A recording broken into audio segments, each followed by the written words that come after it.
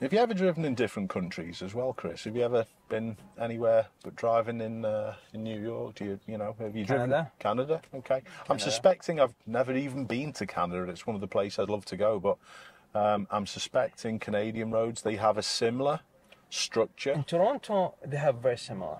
In what do you call it? In Ottawa and Montreal, they're much more calmer. Ah, okay. In Toronto, mostly the driving is very, very similar to here. Yeah, okay. So here, was I correct in just exactly where it was? Yes. Yeah, sound. All good. So what sort of percentage of people actually come for lessons for the US driving test in this area? Would people be taught with friends or family, majority, or would a majority of people come to a professional like yourself, Chris? No, actually, a lot of people who come, who their family did not want to teach them because they're afraid for them to get hit. Yeah. Because don't forget, our car is equipped with what? With a brake. Dual control brake. Yeah. Yeah. I don't know if it's in the UK you have also gas. No. Mainly what we do is let's make a right turn. A right turn.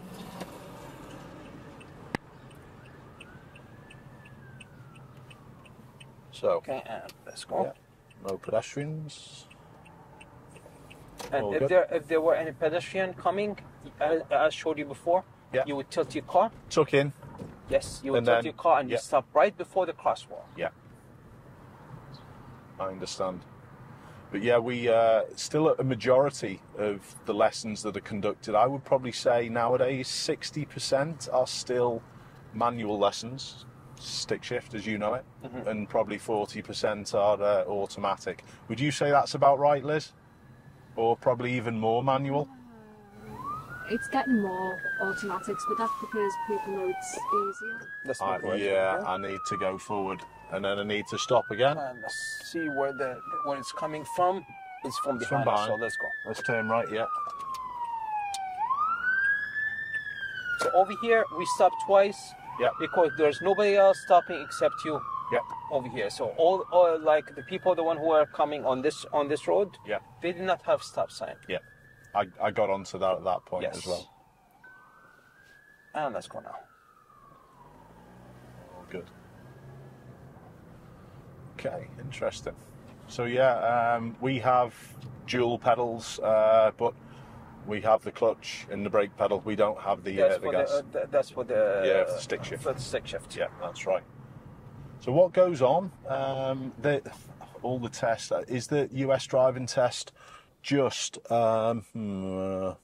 We sort of arrived at the same time, so I've taken the decision just to go on and you go if she wanted to go. And she did not want to stop. No, that's right. So in that case, you allow her to go. Yeah. Yeah, we call that submit. Submit and just let it happen. So say if, for example, the US driving test, is it marked on... excuse me a sec, I just wanted to see. So the US driving test, all of them are automatic. Do you have to then go off and take a further test if you want to drive stick shift, or is that just an extra skill that you can... Actually, it's a private, it's going to be a private car. Okay. With the stick shift, it's going to be a private car. Okay. So basically, the GMV instructor would not have any control of the car. Yep. He would have to say stop. I see. If there's anything like in front of him or her. I see. I understand. So, where there's school buses parked, is that often where the schools are, or will they generally park anywhere where they can park? No, right next to schools. Right next to schools. And there's academy right over here. Yeah. So seeing a school bus is a nice show, if you like. It's a nice tell. Yeah, but there's a big sign. It says that it will show you how much the speed limit. Yeah. Right next to school. Yep. So it would say school zone. And we can see the sign there on the post saying where the speed limit ends also. Exactly. Absolutely. But sometimes signs are blocked, but from a far distance away, say for example the UPS van that's parked a little bit out, if that was a school bus, we can probably see the school bus before we can see the sign as well. So that would be... Let's say, for example, yeah, that school bus is an active school bus. Yeah. How would you know if it's an active or not? You would see we have it's either they're going to have a yellow light or a red light. Okay. Now, the yellow light, it means... Sorry, do I have to let them totally finish before I go? Okay. Right. And let's go. All right. Sorry about interrupting there, Chris. So, if it has a yellow light, it means what? It means out. If it has red light, it means stop. Okay. It's not, you don't use it as a stop sign. Stop. Okay. Fully stop. And in New York, we have both sides supposed to stop. Yeah. A lot of time, people, one side only stop. Yeah. The other side don't stop. But legally, supposed to be two sides. Both sides stop. So if you see a school bus with a red light on, even if it's parked in at the side of the road with a red light on, I just literally just come to a stop. You have to completely stop. Interesting. Some school buses they have cameras, and you could get a ticket. Fine, yeah. Yeah, Liz just said it's so that, obviously the kids are getting on the bus at that time, and that's where the risk is, isn't it? Yeah. Exactly. Okay, makes sense. Or getting off from the bus. Yes. Yeah. So yeah, we are good. Go ahead. Don't hang about. Check it out. Signal. See the light. Back in. Did you see that car? Which one? Sorry, the one pulling out, the blue one. Yes. Exactly. Yes. Exactly. Yeah. If you would not look to the right, what would happen? He pulls out. You don't look. You meet in the middle. You could hit. Yeah.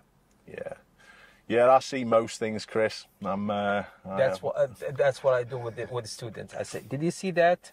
If he did not look over here, he would start remembering that. He would start saying, okay, now I know why I have to turn. Yeah, absolutely. Was my answer quick enough? Was it good enough? Yeah, I was good enough. Look, I've been teaching for a year. We've been teaching for how long? 7 years? 8 years? No, 23. 23 years. I've been teaching for 23.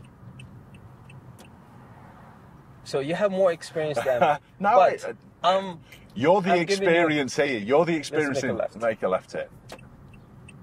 So can't go because the oncoming ones go to the middle. It's not a one-way. Middle. When your mirror come to the end of the curve. Right. Okay. All right. And then I clear. Yeah. And you are in the red light. What should I have done there then? I would tell you what. Well, if you see it coming to a red light, you would move tiny. If you before become red light, it's either you're gonna move a tiny bit more or you would stay. Okay, all right. Yeah, my decision behind that was, if I go to the middle of the road, then when the lights change, I have room to clear. So should I have waited? Should I have waited further back in that scenario? If you were in the what do you call it, you would have to pay attention. Let's make a left again. Yeah. You would have to take a look at the light, and as soon as it become red, you would have to start moving. Okay. You did this before, by the way. The same exact spot. Yeah, I needed to go further out. Yeah. And go ahead. So even without seeing even without seeing a little bit more to that side. I'm going to tell you something. This is stop always. Yeah. So it means the car's gonna slow down and stop. Okay. Some of them, they would just slow down. So when you start moving, they see you. Okay. Yeah. It's. So you go with caution. Go with caution. I understand. Okay. If it was regular stop sign, I would say no. Wait until you see it clear. Yeah. So you keep moving and you keep moving tiny bit. Yeah. And or inching up after the second stop until you see clearly. I see. Yeah. So can we go back and just have a little think about that traffic light back there before, where I was going to go a little bit further into the junction? What should I have done with that situation differently then? Well, if you see nowadays we have something.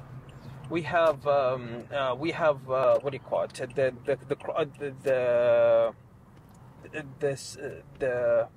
The pedestrian light. Yeah. It has numbers. It has how many seconds left for the Okay. Yes. Right. So if. Oops, I didn't stop there, did I? No, you did not. That's me talking. Sorry, mate. There you go. Slap me on the wrist. I'm with you. Yeah, I understand that it's to do with the crosswalks and the time off, and we don't have that in the UK. But you can use that. You could use that. You could use that if there are a lot of cars coming. Yeah. In that case, you would stay back. Okay. If there are not too many cars coming, yeah, you would go to when your mirror come to the end of the curve. Okay, with you. So yeah, coming out of that one-way street as well, I needed just to go further forward and round. I understand that. I get that.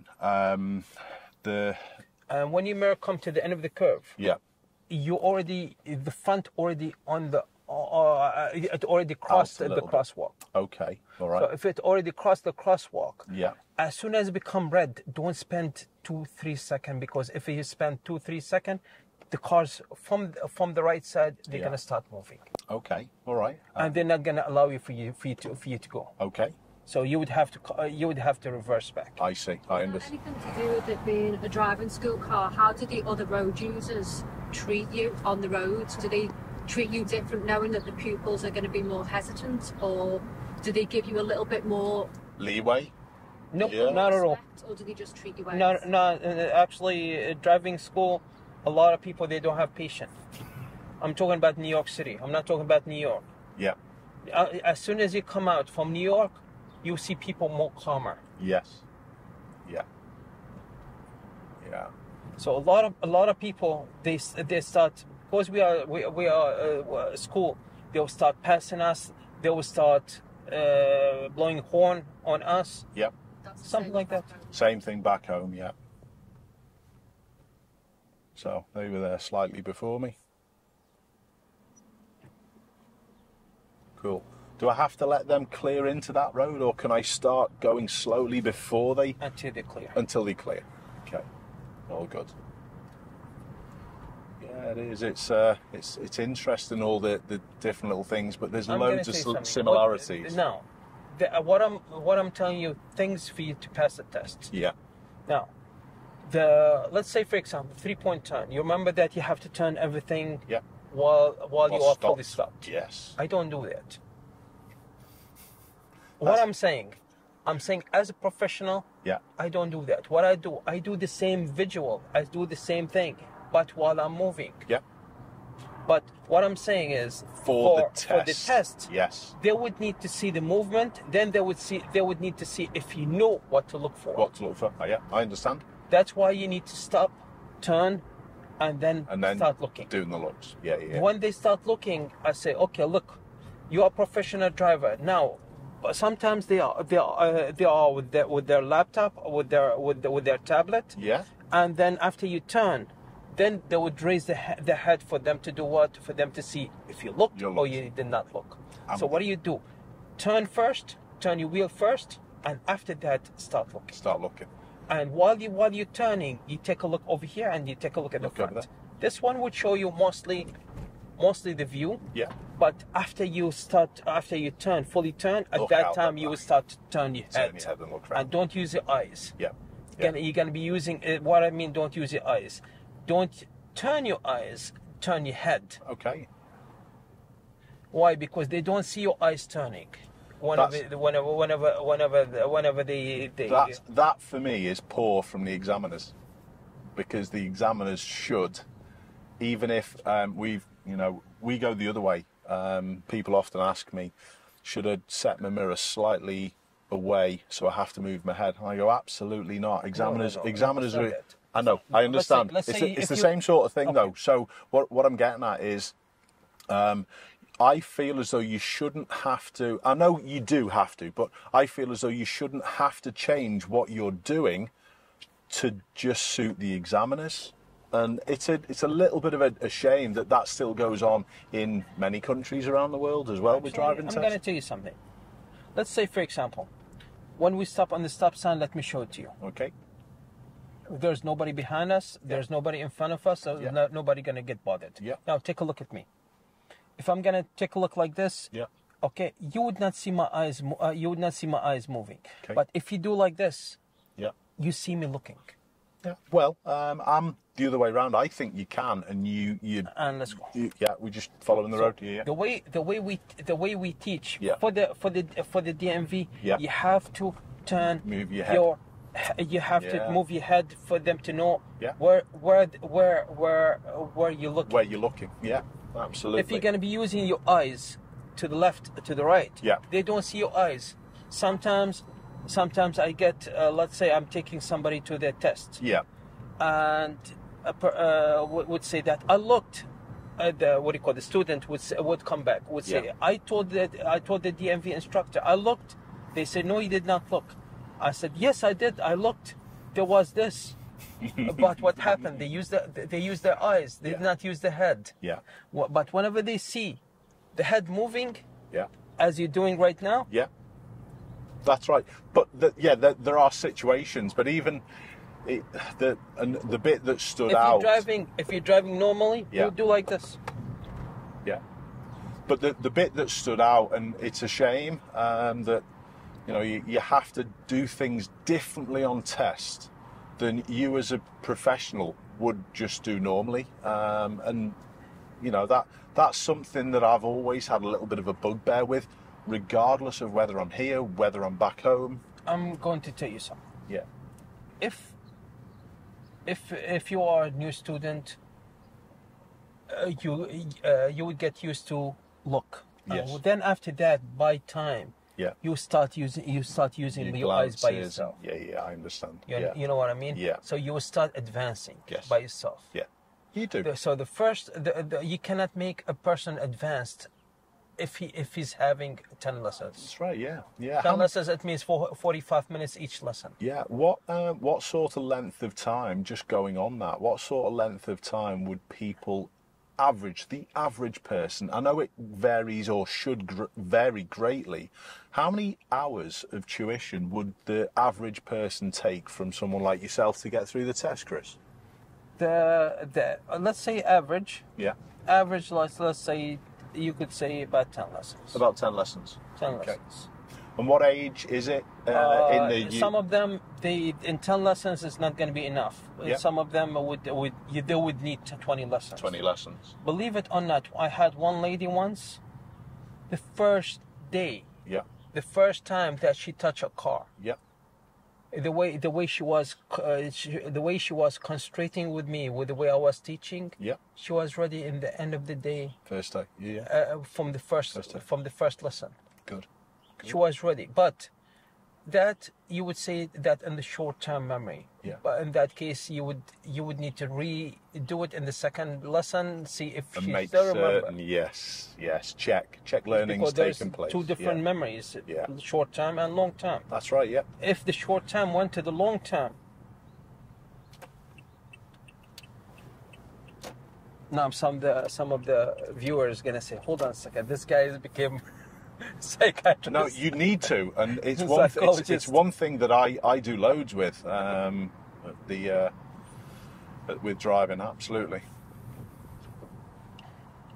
We're going to the left, to the right turn.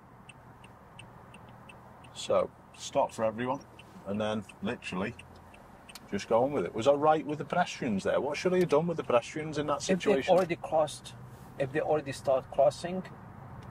You have to wait. Okay, so for the road test, you have to wait. Yeah. For normal driving, they were still in the opposite way of traffic. Yeah. You could start moving, but if there's an obstacle that stopped you, yes, it means you've blocked them.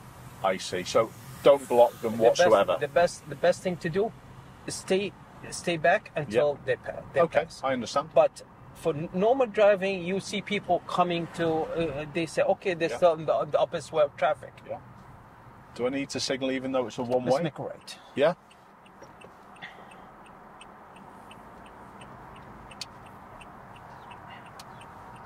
Okay. Now, the viewers, they're going to say, hold on a second, this is supposed to be two stops, because this is normal stop sign. Okay. Actually, this is stop all way, but they don't have the all way sign on it. Why? Because you have stop sign. Which way am I going? And the other one, on the other side, they have the stop sign. Yeah. Okay. Am I going right? Am I going left? We're going left. Am I in the correct position for this then? Yes. Yeah. You're supposed to stay in the middle. Stay in the middle, even though there may be enough room for vehicles either side. So there's no dividing line. There's no dividing line. Okay. If there's dividing line at that time, yes. Yeah. So this one I need to go further forward because we've got the yellow divider in the middle there as well. So and that's from the DOT for them to teach people, for them to do it the way I was showing you how to do it. So it's mirror to the curb. No, not mirror to the curb. That's two-way traffic. Right. The front the front close to the middle, and then you start turning. Cool. Sorry. Excuse me. That was my way of judgment. So what I'm talking about here is my mirror is get up to the to do the. It's just my little way of judging. I understand. I'm with you. Let's make a right let's turn. Go. Yeah. I knew which way you were telling me to go. And now so we turn right. We turn right, do we? Yeah. Mm-hmm. Okay. But you need to stop before the line. Okay. Yeah. Now you see over there. Yeah. That one, it would allow you to make a right on red. Ah, right, because of the sign. It says after stop, right turn is permitted. Okay. On red, but it says except from 7 a.m. to 4 p.m. school day. It means we're not allowed. We're not allowed right now because we're 11:36. That's why I said you have to see the file. Perfect. That's really good. That's really good. It's still interesting that you can have a green light and it allows people to cross. That is something that is totally and utterly different than the UK. There's no in the world, anywhere in the UK, they would say for pedestrians they are okay to go, and still us as drivers or road users have that green light. That wouldn't go on. That's totally different, that, Chris. This is something new. This is something like almost 3 years old or something like that. Is it? Yes. Yeah. So they're delaying cars for them to go because some of the cars, they don't even allow pedestrian for them to be able to go. Okay. So what they do, they allow pedestrian to go first. Yeah. And then they keep you stopping. Yeah. Until the pedestrian mostly halfway. And then they move you. And when they move you, the pedestrian already in their lane. Yeah. In that case, you would wait for them until they complete, and then you could go to wherever you want. Yeah, yeah. We've recently had a rule change in the UK where turning without not traffic lights generally, but when you're turning from a major road into a side road, perhaps like this, it was always that the cars went first before the pedestrians. We don't have the crosswalk markings into our roads, and it was always the pedestrians had to wait for the cars. We've just turned that on its head in the UK now, so the cars now have to look into this side area for, like we're doing here, for pedestrians to finish, but we wouldn't have that scenario at a set of traffic lights. That's all. Let me give you the logic of that. Yeah. Now, when you have a green light, the pedestrian, they have a green light. Yeah. So when the pedestrian have a green light, the pedestrian have to go. Yeah. They have the right for them to keep going. If you want to make a right, you have to wait because you are not going straight. So you're turning to what? In them. Yeah. You're across turning them. on them, yes. and you're turning to a place that they have red light. Correct. Yeah. Yeah. And it makes sense. And the thing that we've taken in the UK is a big portion of responsibility to the more vulnerable. So the people who can do more damage, us in these motor vehicles, have to look after the people who are more vulnerable. Yeah. Exactly. And that's probably if you go back to the scooter rider that was on our left-hand blind spot before, you can probably understand how I drove in that situation with that in mind. But that's the interesting thing for me on how it differs, not massively, but just the little parts of driving, how it differs, you know, in different countries. It's effectively very similar, but it's these little bits that I find amazing. And it's good to have a little go at it. So would you rarely come to the city with a student? Obviously, there would be no need, really, would there? Actually, never done it with a student. Am I the first? Like that. You're the first. Do you trust me? Do I trust you? Can we do this together? Let's see. Been teaching for 23 years. No, I don't trust you. Of course I do. Ah, good. That's nice, mate. That's nice. When I was telling you, no, you can't do it like that. You can't do it like that. That's the way we teach. It's not the way I'm gonna tell you how to do. I know. As a professional driver, I would not tell you that, and I would not criticize you. Oh no, please do. I'm always up for criticism. I'm always there to learn, pick up new things. Just going back to the test for a moment in the US. How long does the test last? About 10 minutes. About 10 minutes. Is that it? That's it. Wow. What are the pass rates for people? You see, like this, for example. Yeah. If you don't know how to handle it, you already fail. Yeah. You see, this is an obstacle. Yeah. So, if you did not look, while you're doing this, they would fail you. Yeah. For what? For not looking. Yeah, which is, they would say changing lane without observation. Yeah. And that's automatic failure. Yeah, which it should be. You wouldn't drive with your eyes closed, so that's it. Now, if we go straight, we're going to go to the highway. Okay. So, are you ready for you to go to the highway? Yeah. Okay, so let's continue. I'll just wait for this guy. So that's us done with the US driving test. In the next episode, you'll see me make a mistake quite quickly joining this highway, and we also have a look how poor lane discipline is in New York City. Keep safe, everyone. I'll see you soon.